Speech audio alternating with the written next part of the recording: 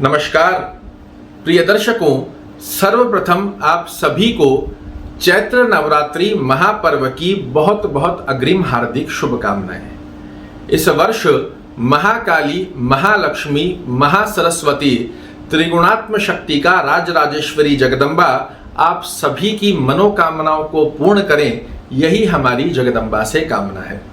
हम सभी लोगों को पता है 2 अप्रैल से चैत्र नवरात्रि महापर्व प्रारंभ होने जा रहा है और 10 अप्रैल तक चैत्र नवरात्रि के नवम दिवस माँ जगदम्बा के भक्त यथा ज्ञान यथा उपलब्ध सामग्री द्वारा माँ जगदम्बा की पूजन भी करेंगे। किंतु इसी अवस्था में वो श्रेष्ठ मुहूर्त क्या होगा जिस समय में आपको जगदम्बा की स्थापना करनी होती है और किस प्रकार आप जगदम्बा की स्थापना करें अर्थात घट स्थापना करें, यही जानकारी लेकर आज आपके सामने उपस्थित हुआ हूं। 2 अप्रैल से चैत्र नवरात्रि की महापर्व प्रतिपदा प्रारंभ होगी और इस वर्ष सबसे श्रेष्ठ अवस्था यह है कि किसी भी तिथि का शयन नहीं हो रहा है, अर्थात 2 तारीख से लेकर 10 तारीख तक हर दिन एक ही तिथि रहेगी, जो कि शयन ना होना पूरे संपूर्ण ब्रह्मांड के लिए बड़ा अच्छा माना जाता है। तो 2 अप्रैल को जब आप घट स्थापना करेंगे, इसमें सबसे सर्वश्रेष्ठ मुहूर्त जो निकल कर आ रहा है ये रहेगा मित्रों 8 बजे, प्रातः 8 बजे से लेकर 8:29 का ये समय, 29 मिनट की ही ये घटी है जिसमें आपको घट स्थापना अपने घर पर करनी होती है। इसके पश्चात में वैद्यति नामक दुर्योग प्रारंभ हो जाएगा, जिसे घट स्थापना के अंदर निषेध्य बताया गया है। ऐसी स्थिति में सर्वप्रथम प्रयास करें कि प्रातः 8 बजे से लेकर 8:29 के मध्य ही आप घट स्थापना कर लें। किंतु यदि किसी कारणवश आप इस समय में घट स्थापना ना कर पाए तो फिर शास्त्र कहता है कि अभिजित मुहूर्त में भी आप घट स्थापना कर सकते हैं, जो कि रहेगा मध्याह्न 12:06 से 12:55 का ये समय रहेगा जिसमें आप घट स्थापना कर सकते हैं। किंतु सर्वप्रथम स्थिति में प्रयास यही कीजिएगा कि प्रातः 8 बजे से लेकर 8:29 के मध्य आप घट स्थापना कर लें। अब यहाँ बहुत से अधिक मात्रा में पूछे जाने वाला प्रश्न होता है कि घट स्थापना करनी कैसे चाहिए। तो देखिए, मैं आपसे यही निवेदन करना चाहूँगा, माँ जगदम्बा के हम सभी भक्त हैं और माँ जगदम्बा इन नवम दिवस के अंदर आपको पूर्ण रूप से आशीर्वाद प्रदान करती है। वो हमारी माँ है। जितना आपके पास ज्ञान है, जितना विवेक है और जितना पत्र पुष्प की सामग्री है, आप उसी से पूजन करें। कुछ विशेष करने की आवश्यकता यहाँ नहीं रहती है। यहाँ आवश्यकता रहती है श्रद्धा और सुमन की। श्रद्धा भाव से जो भी पत्र पुष्प आपके पास में है उससे आप जगदम्बा का पूजन करें। निश्चित रूप से माँ जगदम्बा आपसे प्रसन्न होती है और देती है आपको मनचाहा वरदान। किंतु एक बड़ी ही सूक्ष्म गतिविधि बता रहा हूँ कि किस तरीके से आपको घट स्थापना करनी चाहिए।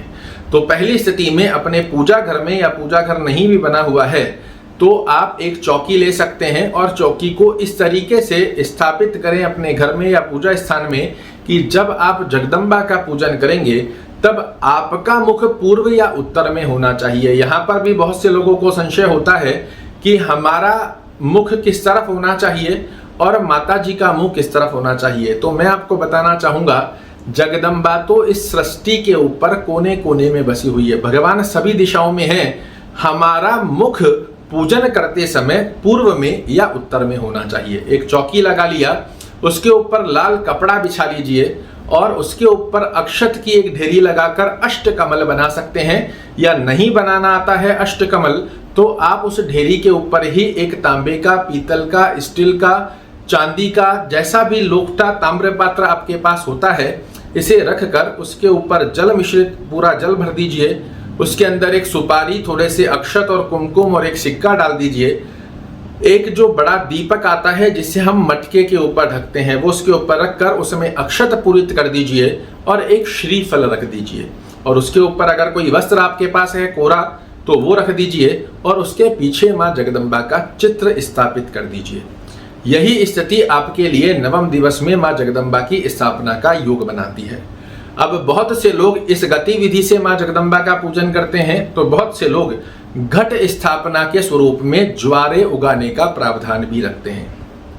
जो लोग ज्वारे उगाते हैं उनके लिए बड़ी अच्छी अवस्था का योग है कि उस चौकी के समीप ही शुद्ध मिट्टी, साफ सुथरी मिट्टी लेकर और एक चौकी बना लें। उस चौकी के अंदर ही सूखी मिट्टी में ही अच्छे से जौ डाल दें, उन्हें मिश्रित कर दें अर्थात मिला दें और पुनः से चौकी बनाकर उसके ऊपर जल का प्रोक्षण कर दें।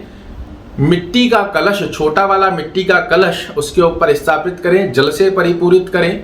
पुनः से आप उसके अंदर एक सिक्का, एक सुपारी, थोड़े से अक्षत और थोड़ी सी कुमकुम डाल सकते हैं। ढक्कन लगा दीजिए कलश के ऊपर, उसके ऊपर अक्षत रखकर या मूंग रखकर उस पर भी एक श्रीफल रखिए और थोड़ा थोड़ा पानी सुबह शाम देते रहिए।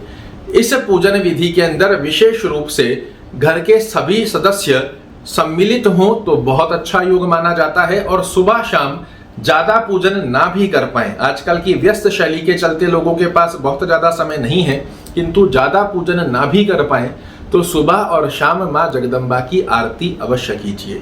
आपको निश्चित रूप से मां जगदम्बा का आशीर्वाद प्राप्त होता है। और इसी के साथ हमें अगर संभवत रहे तो शाम के समय में नवरात्रि के नवम दिवस में गूगल और लोभान की धूप अपने घर में अवश्य कीजिए।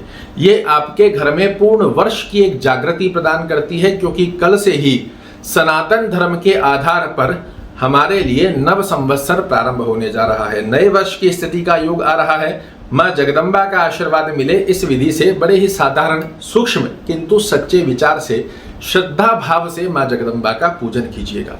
आशा करता हूं मेरे द्वारा दी गई ये जानकारी आपको पसंद आएगी। कल फिर से एक नई जानकारी लेकर आपके सामने उपस्थित होऊंगा। तब तक के लिए जय माता दी।